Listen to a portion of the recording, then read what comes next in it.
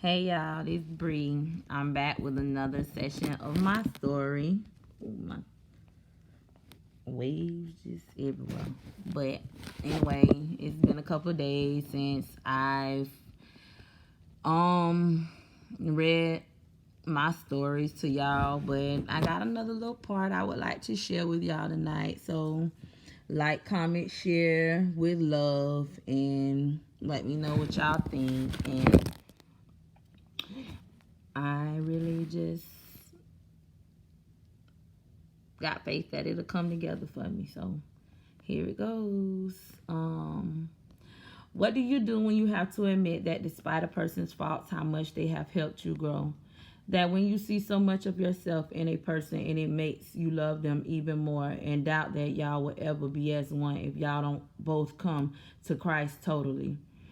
I found myself loving a man that was too much like me. We both were so overcome by the hurt from our past, and it brought us together, but at the same time, it was tearing us apart.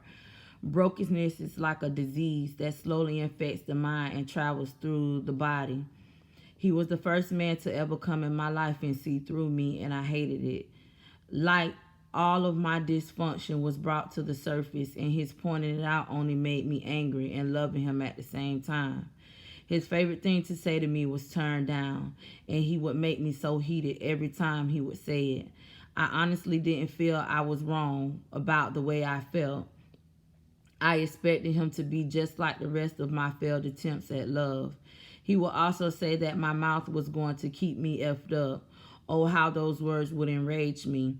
And the truth behind it is that I know the fire that came from my mouth probably made him want to kill me, but I couldn't understand how he would fight fire with fire.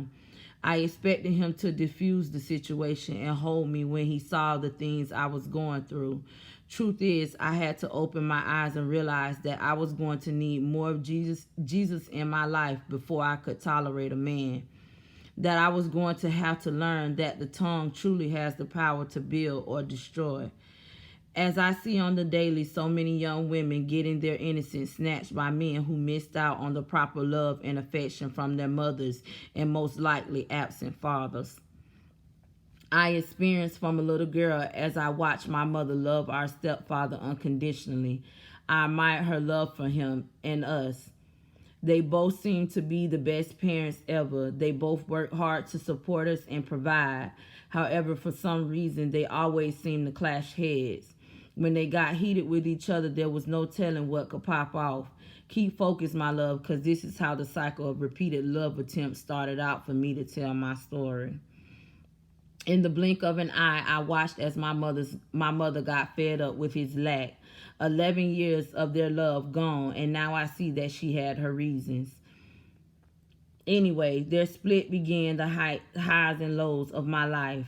A natural born hustler my mother was, and I slowly but surely watched her turn into a gangster. I had never seen this side of my mother before. She was no longer the stay at home pretend wife. She was a street hustler now, strength of a lion. I didn't even understand the concepts of a drug dealer till I saw my mama out there grinding. She was doing her thing, well known and respected, but hated for her strength. All a part of the street game I learned over the years. At the age of 11, I began to stay nice with my stepfather's side of the family, his nieces to be exact. Here's where the cycle of BS began. I got a taste of the small city life in which I was always one who loved attention.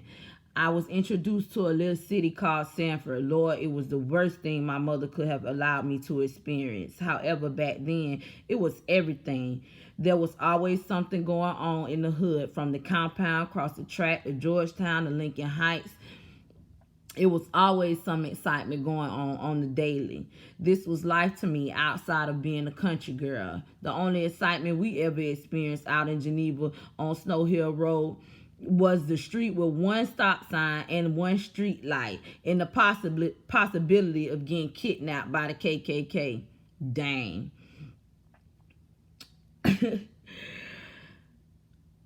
So when I got a taste of adventure, I was glad my mama started letting me stay. She was always in the streets anyway, the life of a street runner. Sometimes it would be days that I didn't see her, but hey, I didn't care because I was discovering myself. At 13, I started staying with my step cousin, who I thought of as my adopted mother. She took me in under her wing. She was raising her own kids too, but she looked out for you, girl.